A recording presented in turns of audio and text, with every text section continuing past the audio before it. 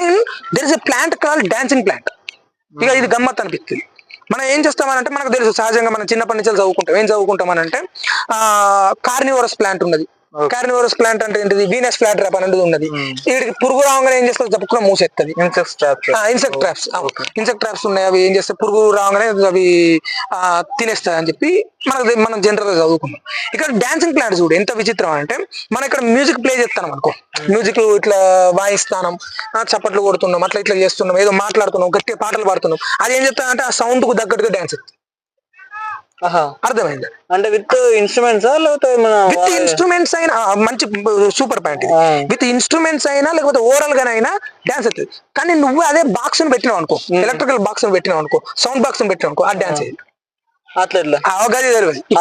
అలా పాడేది కూడా మనిషే కదా. అల్ల పాడేది కూడా మనిషే, కానీ ఎలక్ట్రికల్ డివైస్ తో పెట్టినప్పుడు తెలియదు. అదేంటది?